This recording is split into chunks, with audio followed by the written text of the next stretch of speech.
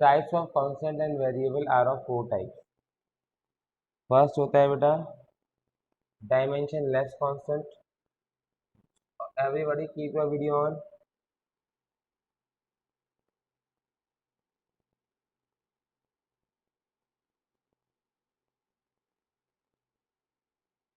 Dimension less constant का मतलब क्या होता है बेटा?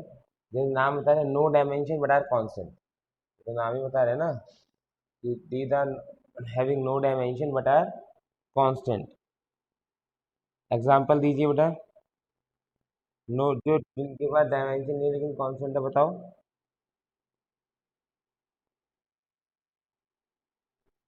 हाँ, जैसे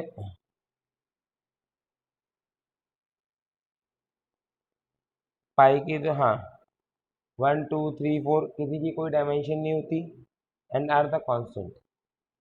एग्जांपल हो गया 1 2 3 पाई, जितने भी कांस्टेंट है इनमें से किसी की कोई डायमेंशन नहीं है लेकिन सारी की सारी वैल्यू कांस्टेंट है। दूसरा होता है बेटा, यहाँ एक्सपोनेंट नहीं है, कुछ भी हो सकता है। Dimensionless variable, no dimension but variable, no dimension but variable. Example number of mole refractive index, dimensionless constant. ठीक है, डायमेंशन लेस कांस्टेंट। एग्जांपल बेटा refractive index, relative density, relative density, number of mole. ठीक है, angle. तो बेटा angle के बारे में वो जरूर पूछ लेता है। एंगल में क्या खास बात है बेटा, ये एक ऐसी क्वांटिटी है जिसके पास डायमेंशन तो नहीं है, ठीक है, क्योंकि थीटा एल बाय आर के बराबर होता है, but is a constant but have a unit. वो आपसे 1 मार्क में ऐसा कुछ होगा, name the physical quantity which don't have dimension but have unit. Angle एक angle is dimensionless variable, dimensionless variable but have unit, लेकिन angle के पास यूनिट होती है। Third is dimensional constant, dimensional constant. हाँ, जिनके पास have dimension but are constant, have dimension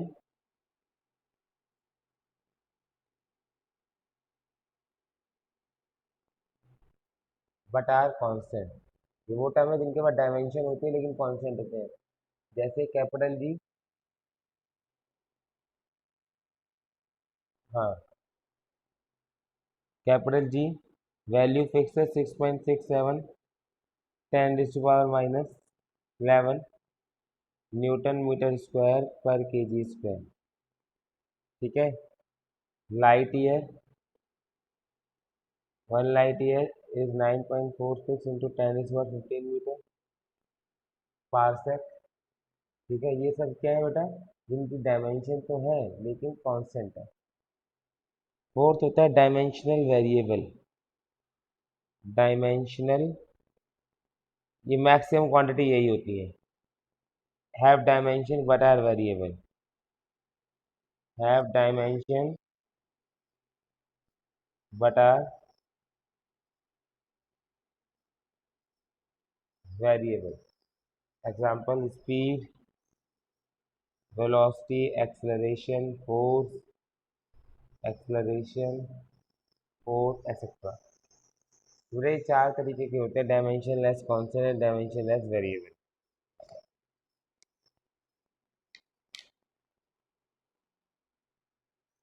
ये 4 तरीके के होते हैं बेटा। इसके बाद आता है बेटा applications of dimensional analysis.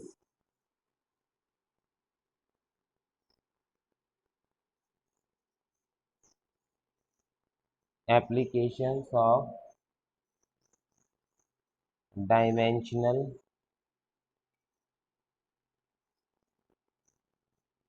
analysis. But there are four applications of dimensional analysis. There are four applications of dimensional analysis. First, to find, to check the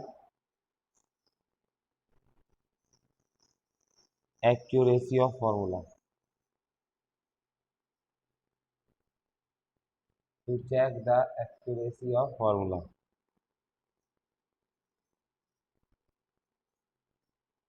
To find unit and dimension of, पहला है to check accuracy of formula. To find unit and dimension of variables. Third, to derive the formula. Fourth, to convert one system of unit into another. One system of unit, अब हमें धीरे धीरे करके इन चारों को समझना है. Into another. इतना क्लियर है बेटा? इसकी चार एप्लीकेशन है, कैसे यूज करना है वो हम पढ़ेंगे अभी. ठीक है. हाँ बेटा कर.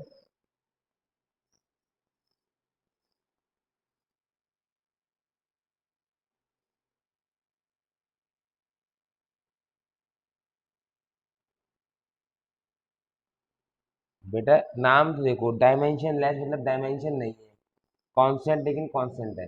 मतलब जिनकी वैल्यू कांस्टेंट है लेकिन कोई यूनिट नहीं होती. जिनकी वैल्यू कांस्टेंट है लेकिन कोई यूनिट नहीं होती. 1 2 3 की कोई यूनिट है नहीं, लेकिन वन की वैल्यू हमेशा वन ही रहती है, टू की वैल्यू हमेशा टू ही रहती है. डायमेंशन लेस वेरिएबल, डायमेंशन नहीं है लेकिन वेरिएबल है, वैल्यू चेंज हो सकती है. ठीक है. जैसे बेटा डायमेंशन है ही नहीं, एंगल की कोई डायमेंशन नहीं होती लेकिन वैल्यू चेंज होती है, 30 degree 50 degree. Dimension less constant, dimension नहीं है लेकिन वैल्यू फिक्स है.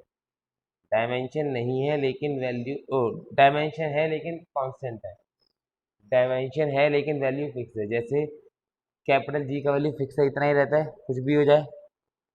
कैपिटल जी का वैल्यू इतना ही रहता है, लाइट ईयर के अंदर इतने डिस्टेंस रहता है. तो इनकी देखो यूनिट भी है, यूनिट का मतलब डायमेंशन है. ठीक है. और वैल्यू क्या रहती है? कांस्टेंट. फोर्थ है डायमेंशनल वेरिएबल, डायमेंशन भी है लेकिन वैल्यू चेंज होती है. डायमेंशन भी और वैल्यू क्या होती है? Change. Aditi turn on your video. Aditi video on करिए बेटा. अर्चिता, चाहत, दक्ष, दिशा, दिवेश, कार्तिक, लक्ष्य, नवय. हरी आप कीप योर वीडियो ऑन. सक्षम शर्मा, वंश, खन्ना, शुभम. शुभम 11 है. वीडियो ऑन करो बेटा शुभम.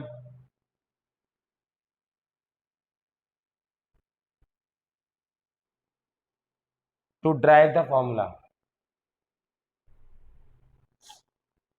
एंड फोर्थ है to convert one unit into another. अब हम एक एक करके पढ़ते हैं बेटा. First one is to check the accuracy of formula. First one is to check the accuracy of formula. Shivam turn on your video.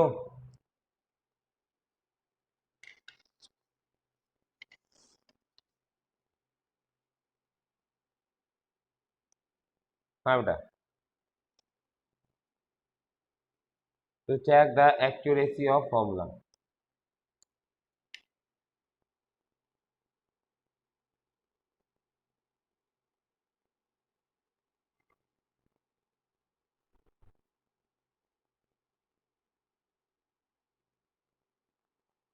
To check the accuracy of formula. First है बेटा, देखिए अगर मैं आप एक क्वेश्चन लेता हूँ s is equal to u t plus a T square, s is equal to u t plus a T square, ठीक है। तो इसके अंदर कितनी टर्म्स हैं? This formula has three terms, s u t and a T square, s u t and a T square, ठीक है। कोई पीछे का लिख रहा था क्या बेटा? सबने पीछे का नोट कर लिया था ना?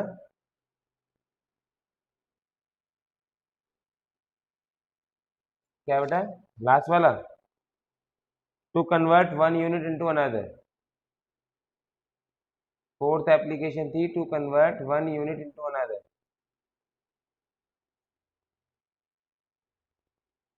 ठीक है।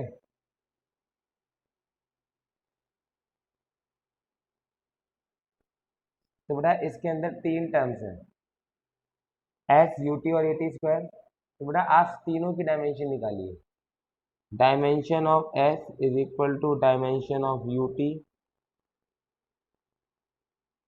Is equal to, oh, dimension of s is L, displacement की क्या होती है बेटा? L, M zero L one T zero, dimension of u t, u क्या होता है? स्पीड, मीटर पर second, L T minus one, u क्या होता है बेटा? स्पीड, मीटर पर second, L T minus one, yes. तो वेलोसिटी तो है ही, तो स्पीड तो मीटर पर सेकेंड ही रहेगी, चाहे इनिशियल हो चाहे फाइनल हो। यू वेलोसिटी तो है ना?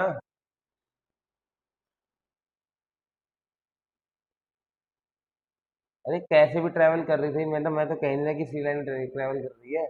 यू की यूनिट तो मीटर पर सेकेंड ही रहेगी, ठीक है। यू का value L T minus one, time की टी, एक्सलरेशन का L T minus two, time का टी स्क्वायर। ये बचेगा बेटा एल, है ना?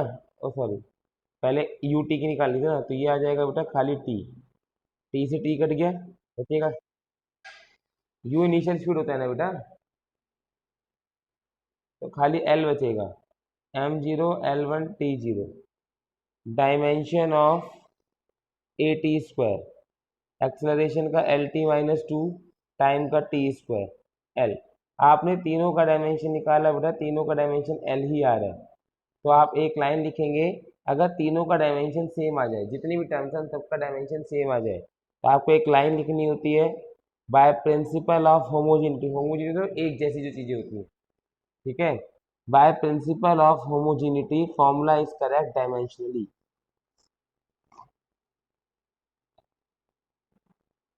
Formula is correct dimensionally.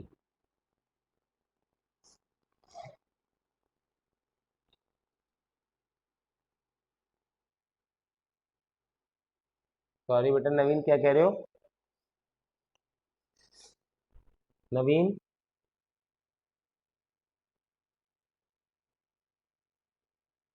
वैसे लिख दो कि dimension of L H S equal dimension of are H S, वैसे भी लिख सकते हैं, अलग अलग निकाल के दिखा सकते हैं, ठीक है। यस,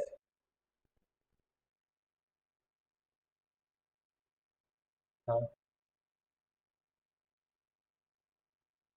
वो भी ठीक होता है, हाँ तो वो भी ठीक है। तो इक्वेशन तो गलत ही है, हाफ तो है ही, आता ही नहीं है ना, लेकिन डायमेंशनल इक्वेशन ठीक है ये, dimensional equation.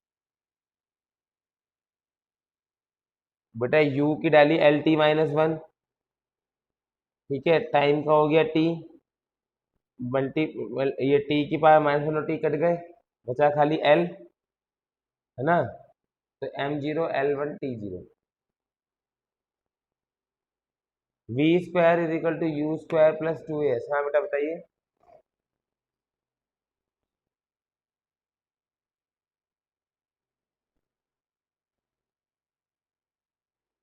Bye principle of homogeneity formula is correct dimensionally,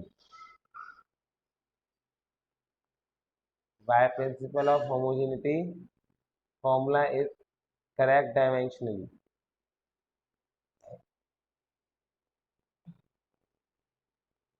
इसको चेक करिए बेटा, v square is equal to u square plus two S की,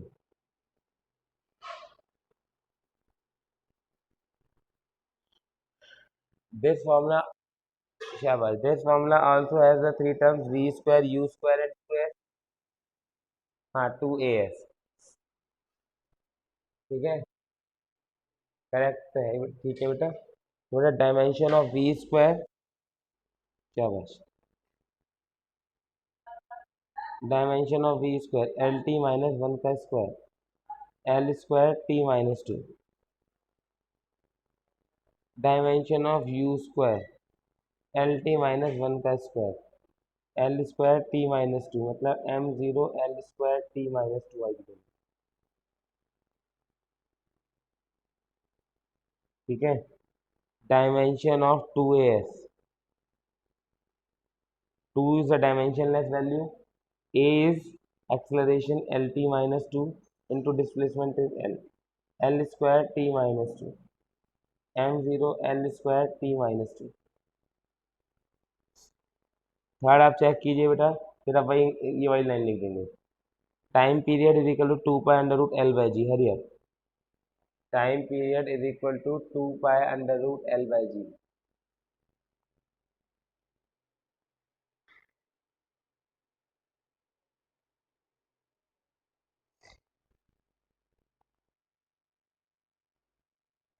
क्या बात, time period is equal to two pi under root L by g.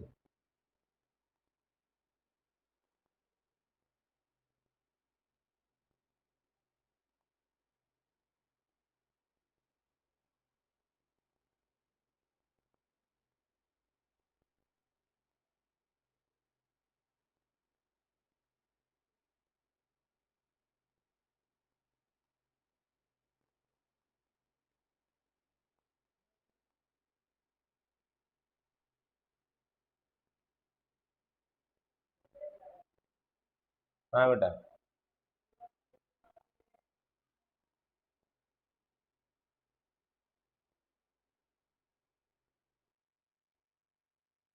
हाँ T time period है।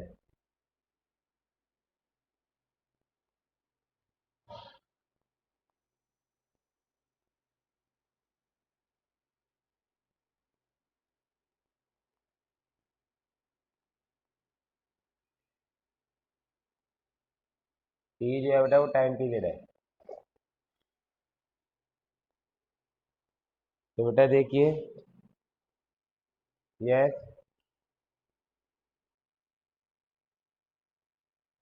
हाँ, consent के बारे में हम कुछ नहीं बता सकते। ठीक है, कॉन्सेंट के बारे में हम कुछ नहीं बता सकते।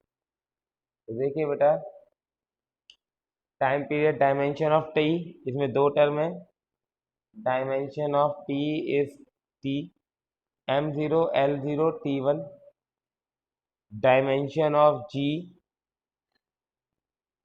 Is L T minus two, क्योंकि जी तो एक्सलेरेशन होता है ना। Dimension of g is L T minus two. ठीक है, यस, हाँ बेटा,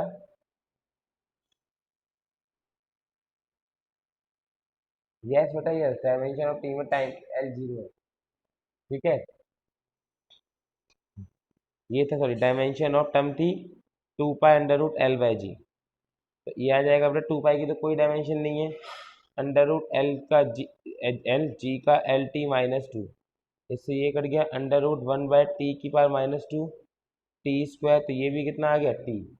तो बेटा दोनों की डायमेंशन टी ही आ रही है, चाहे एल एच एस हो चाहे आर एच एस हो। एल एच एस हो चाहे, टू पाई की तो कोई डायमेंशन ही नहीं होती ना, इसलिए डायमेंशन में गायब हो गया वो। Two pi don't have any dimension ना। ठीक है, तो वो डायमेंशन में नहीं आया। ठीक है, तो ये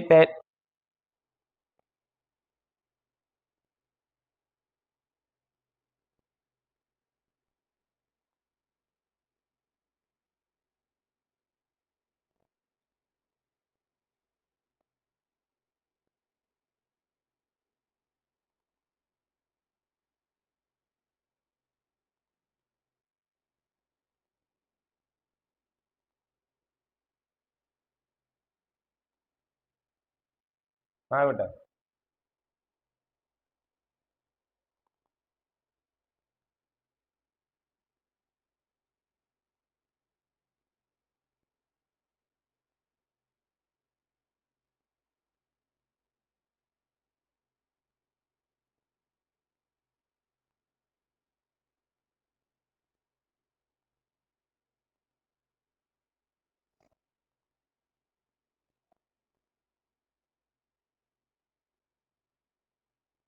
हाँ बेटा लिखिए।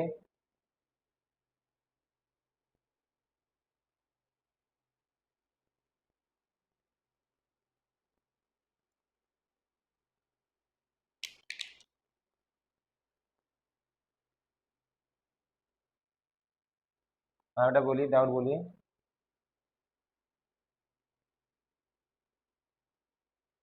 बोलिए बेटा।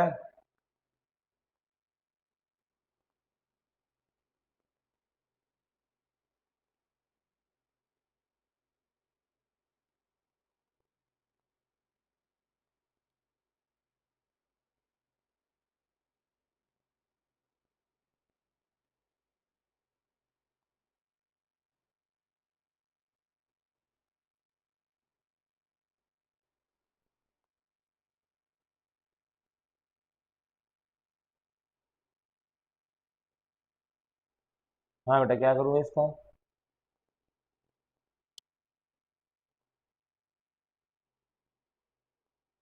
क्या लिख दिया मैंने?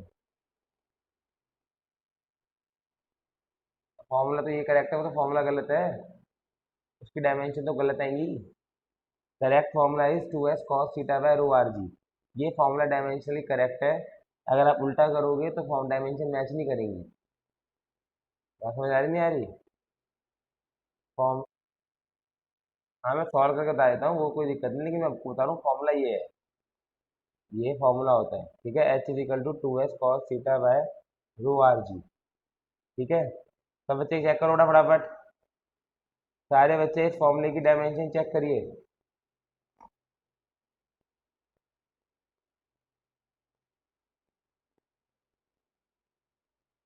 अरे अब बेटा।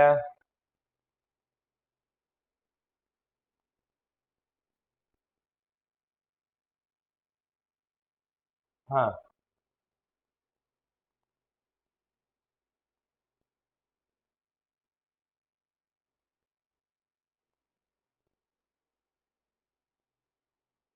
पिछले पेज में क्या था बेटा? पिछले पेज में तो कुछ लिखा नहीं था मैंने।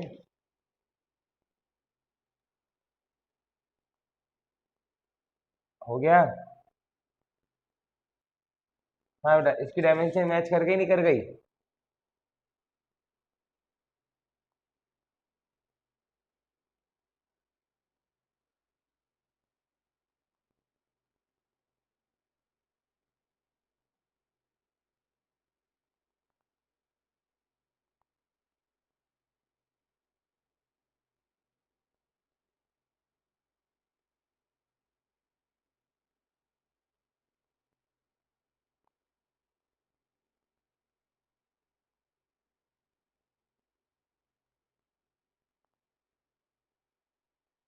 देखो बेटा, h is equal to 2s cos theta by rho r g. बच्चे ने पूछा है h is equal to 2s cos theta by rho r g. तो इसमें दो टर्म है, एच की डायमेंशन तो एल हो गई, हाइट हो गई। 2s cos theta by rho r g. Two की कोई डायमेंशन नहीं, cos थीटा की कोई डायमेंशन नहीं। टू की कोई डायमेंशन नहीं, cos थीटा की कोई डायमेंशन नहीं। ये होता है ये क्या होता है? एम एल टी माइनस, ये होता है बेटा सरफेस टेंशन, ये होती है M L T minus two by L. M L T minus two by L. केवल मैंने आपको बताया surface tension force upon length होती है। ठीक है। इनटू में डेंसिटी की हो गई एल क्यूब, अपॉन में आ गया एल, जी का हो गया L T minus two. G का क्या हो गया बेटा? L T minus two. Density का होता है बेटा mass upon volume, sorry, density का होता है mass upon volume, M by L cube. Density का क्या होता है बेटा? Mass upon volume, M by L cube. ठीक है। तो आर का एल, जी का, तो एल क्यूब से एल क्यूब कट गया, एम से एम कट गया, एल से एल कट गया। ठीक है। फोर्स अपॉन लेंथ होता है बेटा, सरफेस टेंशन होता है फोर्स अपॉन लेंथ। तो यहाँ पर क्या बचा बेटा? सरफेस टेंशन को M L T minus two upon L. R radius है बेटा, आर रेडियस है। क्या है बेटा? G acceleration due to gravity है। जी तो एक्सलेशन ड्यू टू ग्रेविटी है ना। ठीक है। टी की पावर माइनस टू, टी की माइनस टू करके खाली एल बचा। तो दोनों formula correct, L H S R H S दोनों की डायमेंशन सेम है। Formula is correct dimension. हाँ बेटा बोलो।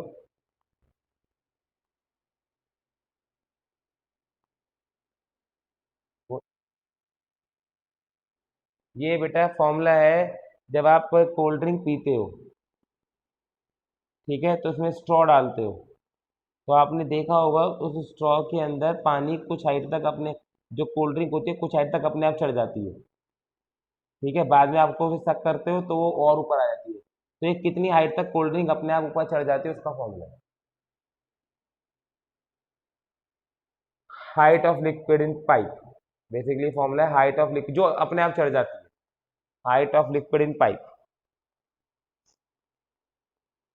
अगला है बेटा, हाँ बेटा नेक्स्ट इज,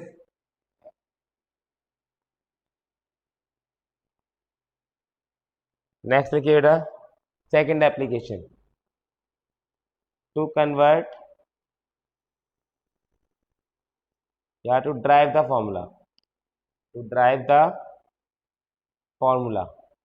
अगर आपको कोई फॉर्मूला ड्राइव करना है तो बेटा इसके बारे में आपको एक क्वेश्चन लिखिए बेटा, he will ask you that time period of pendulum depends on, मतलब ये बताएगा किस किस चीज़ों पे फॉर्मूला डिपेंड करता है, तो आपसे कह देगा कि time period of pendulum depends on length, acceleration due to gravity, time period of pendulum depends on length, acceleration due to gravity and, acceleration due to gravity and density of bob, and density of bob, drive the formula, drive the formula। तो basically वो आपको ये बताएगा कि formula किन किन चीज़ों पे डिपेंड करता है, ठीक है। तो बेटा उसने क्या कहा, टाइम पीरियड डिपेंड करता है बेटा लेंथ पर, टाइम पीरियड डिपेंड करता है ग्रेविटी पर, लेकिन कैसे करता है, पावर 1 होती है पावर 2 होती है या 1/L होता है, उसने ये नहीं बताया, डिपेंड करता है ये बताया। अब वो एल स्क्वायर पे भी डिपेंड कर सकता है, एल क्यूब पे भी डिपेंड कर सकता है, 1/L पे भी डिपेंड कर सकता है, तो you are unaware of the power, ठीक है। तो आपने पावर को अपने आप एबीसी मान लेना है कि टाइम पीरियड डिपेंड करता है L raise to power a, g raise to power b and time period depend करता है d raise to power c. उन्हें तीन टर्म दिए कि टाइम पीरियड ऑफ पेंडुलम तीन चीजों पर डिपेंड करता है, ठीक है। तो कंबाइंडली फिर आप ऐसे लिखेंगे, कंबाइंडली फॉर्मेट यही रहना चाहिए, टाइम पीरियड डिपेंड करता है, डी इज फॉर डेंसिटी बेटा, फॉर्मूला क्वेश्चन में डेंसिटी बोला है ना, ठीक है, एल की पावर ए, जी की पावर बी, डी की पावर सी, जो तीन चीजें बोली है वही लेनी है, डी डेंसिटी बोला था उसमें, ठीक है। तो टी इक्वल टू आ जाएगा के एल की पावर ए, जी की पावर बी, डी की पावर सी, जी की पावर बी, जी की पावर बी, डी की पावर सी, ठीक है, ये टाइम पीरियड का फॉर्मूला आ जाएगा। अब once you drive the formula of the time period, तो आपको क्या करना है बेटा, आपने इक्वेशन 1 मान लेनी है and in the next step right equate dimensionally, equate dimensionally. तो बेटा टाइम पीरियड का डायमेंशन तो टी ही रहेगा कुछ भी हो जाए, m0 पूरी पूरी लिखना, का के इज द डायमेंशनलेस कांस्टेंट, अगर उसकी डायमेंशन होती तो बताता कि उसमें डिपेंड करता है, m0 l0 t raise to power 1, ये टाइम पीरियड की डायमेंशन होगी, एल लेंथ है, एल की power a, g is L T minus two raise to power b and density is mass upon volume, M by L की power -3 की power सी, आपका ये formula बनेगा, ठीक है, आपका बेटा ये फॉर्मूला बन जाएगा। तो इसको अगर आप आगे सॉल्व करेंगे तो m0 l0 t1 is equal to mass upon volume, mass का m अपॉन में वॉल्यूम का l, l की power -3, m by l cube होता है ना, तो l-3 लिख दिया, हाँ जी acceleration due to gravity L T -3, video on करो बेटा, साध्या वीडियो ऑन रखो, t raise to power -2b, m raise to power c, l raise to power -3c, m0 l0 t1 is equal to बेटा m raise to power c, l raise to power a plus b -3c and t raise to power -2b, base same है, power add हो गई। Once you reach in this step कि दोनों तरफ M L T की power आ जाए, the next step is you equate the power, you equate the, Anmol video on करो, आदित्य, ठीक है, थोड़ा you equate the power, equating powers, तो होगा क्या बेटा, सी एम का पावर आर एच एस में सी है, एल एच एस में जीरो है, तो सी का वैल्यू जीरो आ गया। एल का पावर एल एच एस में जीरो है, आर एच एस में A plus B minus three C है, ठीक है। और टी का पावर आर एच एस में माइनस टू बी है, एल एच एस में वन है, तो बी का वैल्यू तो आपका यहीं पर आ गया -1/2। सी का वैल्यू आप पहले निकाल चुके थे, आपका बी का वैल्यू भी आ गया। Now you can find the value of A plus B is -1/2, C is zero, तो ए का वैल्यू आ गया 1/2, ठीक है। एक पावर इक्वेट करने के बाद आपको ए बी सी का वैल्यू निकालना है। Once you find the value of A B C, put it back in equation one. Once you find the value of A B C, put it back in equation one. Put in equation one, कितना हो जाएगा बेटा? T is equal to K L की power 1/2, G की power -1/2 and then C की power zero, is equal to आएगा K L raise to power 1/2 upon g raise to power 1/2 is equal to K under root L by g, is equal to K root power 1/2 का आप root लिख सकते हो ना, K under root L by g. और आपने यहाँ पर आंसर छोड़ना है। ऑल्दो अगर आपको के का वैल्यू पता होता है तो you can write the value of K also. जैसे मैंने आपको फॉर्मूला लिखवाया था, time period equal to 2 pi under root L by g, ठीक है। तो अगर आपको पता है तो, अदरवाइज के नंबर नहीं कटेंगे। If you know the value and 100% sure, then you write कि experimentally K is equal to 2 pi. Experimentally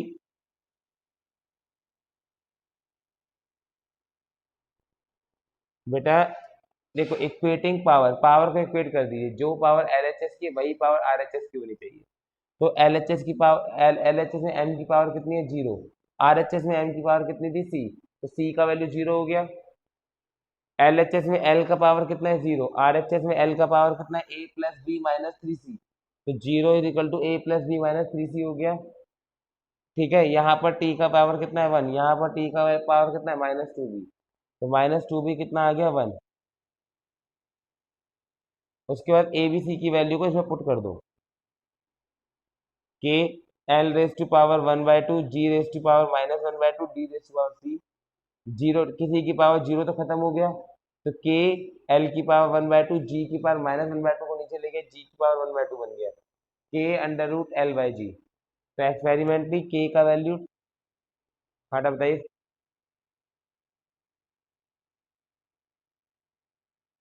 ये 2 पाई, कि अगर आपको के का वैल्यू 100% पता है कि के का वैल्यू क्या होता है, then you have to put the value of K, otherwise you can leave,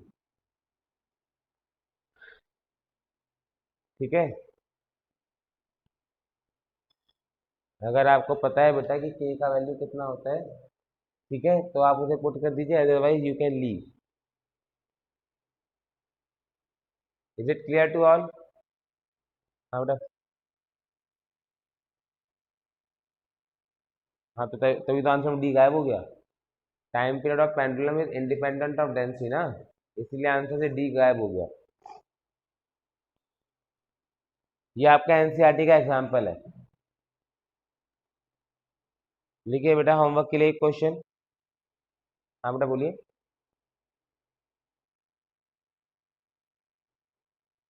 ये एयर रेजिस्टेंस तो अभी माना ही नहीं हमने। एयर रेजिस्टेंस के लिए ये थोड़ा नीचे का वैल्यू बदल जाता है, जी की जगह कुछ और आता है, ठीक है। फिलहाल लिखिए, राइट डाउन क्वेश्चन।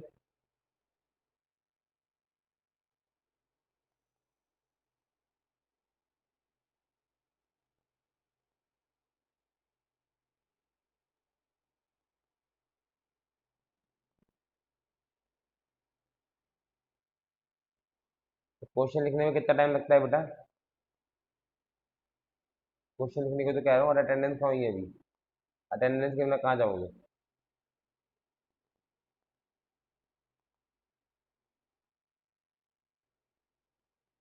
क्वेश्चन है बेटा,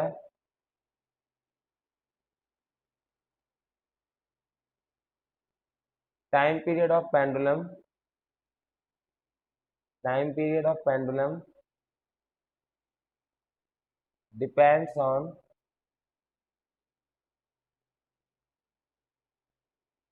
time period of pendulum depends on